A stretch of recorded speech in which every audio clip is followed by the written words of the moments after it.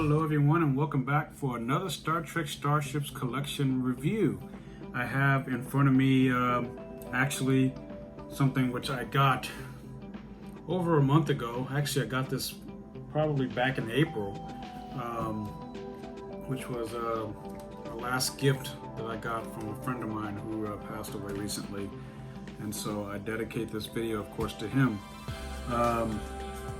But yeah, I got this back in April before I went on a little vacation, and I'm just now getting around to actually taking a look and reviewing it. So please forgive me for taking so long. But yeah, as you can see, it's here, and of course I'm more than happy to share that with you. Instead of doing like several videos with each individual ship, I'm just going to do the whole thing as a single package. So now I'm just going to open this thing up and get right into it. Okay, first up is shuttle issue number 13, which is the transport shuttlecraft seen in the 2009 Star Trek film.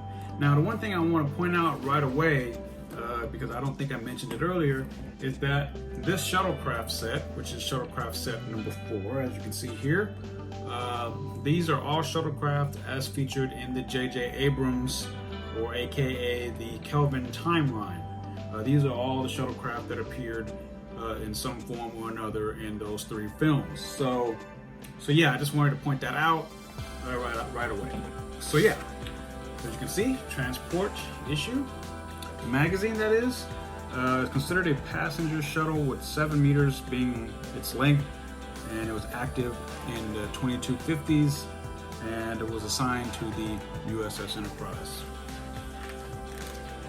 And of course, the format of the magazine remains consistent with the rest of them, and you get a couple of images of the ship there, some text down below, and how to apply it to its stand, which for the most part is pretty simple. They just sit on top. So, and you turn the page, get more screen caps from the film and a little bit of more text down there at the bottom. And then we get a nice Kelvin verse version of an L-car, so that's kind of cool. And that pretty much concludes the magazine. Pretty quick, right? So yeah, that's it. Very, very small. Very small. A little too small for my taste, to be honest. Look at that. Fits in your hand, the palm of your hand, literally in the center, right? And but for its size, there's a lot of detail on there. Of course, it's mostly metal. You got your little thrusters or engines or whatnot, and your fins and stuff like that. Everything is painted on. Nothing is any clear plastic or anything. The underside is pretty cool. There are no real hull markings. Oh yeah, that's not true. It actually says NCC 1701 right there, but the camera won't focus that close. It's very small. I'm sorry, it's just really small. I think out of all of the shuttlecraft sets that have come out so far, this is probably the smallest. Maybe next to the work bee or the shuttle pod. Yeah, this thing is small. I would have liked to have seen it a little bit bigger, considering that it was prominently in the first film, or the first Kelvin film. So yeah. First off, this one out of the 4, I don't really care for this one. The size alone is a major letdown here. So that's a little bit unfortunate, because it's actually not a bad design despite my issues with the Kelvin universe and all that. So yeah, this one is no bueno, and this one will probably never see the light of day again as far as displaying purposes. So yeah, now I'm going to move on to the next one, which is number 14. All right, here's the next one, number 14. The Enterprise passenger shuttle, also seen in the 2009 film. And so yeah, we open it up and we get some more views, or some views of this ship, as well as some introductory text down there at the bottom. And more screen caps from the 2009 film, and some more text there. And of course, the Kelvin version of an acoudogram. So that's always cool to see. And of course, these shuttles do come with stand-up acoudograms that you can display. So that's kind of cool. It's a nice little bonus. But if you really want to look at it, it's best to just simply look at it in the magazine. So this is pretty cool, I guess. Not a bad magazine here. Well, folks, and there it is. It's actually a little bit better than the previous ship, and it looks more original series-like looking than its predecessor, right? Well, at least in the last ship I just looked at. And it fits in your hand about that much, so we definitely are getting more of a shuttlecraft type size here. And the font is actually more bold now. You can actually see the NCC 1701. The number 2 is prominently on there because the registry is on the back, and it says USS Enterprise right here underneath the registry. The underside is a little bit plain, but we get some nice Aztecing there, a little paint that is. The bow simply says USS Enterprise there. It's on the nacelles with the familiar Starfleet arrowhead there, or Delta. Not too bad. This one is mostly plastic, I can tell. It seems that the metal portion is up top, or no, the metal portion down at the bottom, the plastic being up top. And it's not too bad. It's really not bad at all. I like this one. I really do. So yeah, not too bad. I give the second one a thumbs up here. And it's really unfortunate, I guess, that we didn't really get to see more of these kind of things in the show or in the movies. But yeah, this is definitely a cool one. It's really too bad though that with these particular shuttlecrafts you can't buy them individually, like maybe at a discounted price or something, because I think that would make it a lot easier for people to stomach the cost of getting these sets, because each shuttlecraft set will run you roughly about $100 a pop, at least here in the United States. So, and right now there are 5 sets, there are 5 shuttlecraft collection sets out there now, and I just got the 5th in just last week. Yeah, so it's a lot of money there. All right, so now I'm going to get to number 15, the medical evac shuttle. If I'm not mistaken, this was the shuttle that evacuated Kirk's mom and some survivors from the USS Kelvin at the beginning of that film. And it says USS Kelvin right there. So yeah, it's considered a shuttlecraft, 9 meters long, active in 2233, and of course was assigned to the USS Kelvin. And we have a view of the ship there, some images and introduction text, as well as, once again, more imagery from the film, at least the first 5 or 10 minutes. And another acoudogram concludes the magazine, and a nice image on the back there as well. There it is, the Kelvin shuttle. It's actually pretty cool. I'd have to say, so far, this is my favorite of the 4. Look at that color. It really pops out. A nice red, a nice big, bright, yet dark red there.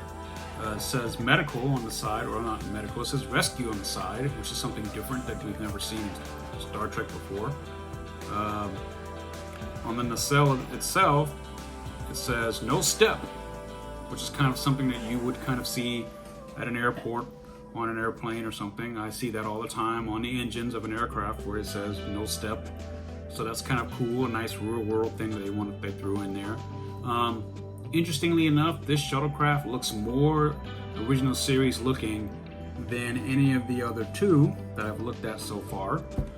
Definitely these almost aerodynamic looking. The doors, the hatch looks very reminiscent of the original series, especially the nacelles themselves. So I really like this. The rear looks good. We have, of course, they all have numbers on them. This one is number 43. A little bit of a bummer that the font is for the USS Kelvin is so, how do I put it? It's kind of dumb that the font would be red and then that font is red on top of red. So you can barely see it if you look at it. It's there, but you can barely see it. Two of the same color is just not really the best idea, I think. Maybe all of this should have been yellow, but I get it. The medical symbol is always red, right? So maybe they could have put black.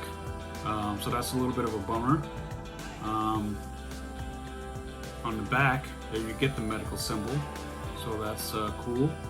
But aside from barely being able to make out the ship's registry, USS Kelvin, pretty good. The underside looks pretty nice there. A little bit of paneling and some nice detail there as well. Again, this is probably the better of the two shuttles that I've looked at so far from the set. And we have a little fin there that comes out at the top. Be careful because it's a little sharp. And then it fits in the palm of your hand like that. And I think this one is mostly metal. And the bottom part contains some plastic. And of course the nacelles themselves are plastic. So yeah, kind of a thumbs up here on this one. All right, and there it is, issue number 16, the final shuttle in this set, the USS Enterprise Warrant shuttle. Of course, you have a nice image here on the cover, and some information here, which I don't think I've ever seen before. It's called the Takayama type shuttlecraft, 14 meters long, active in 2250s, and of course assigned to the USS Enterprise. Another view, a couple of views of the ship there, and some text there.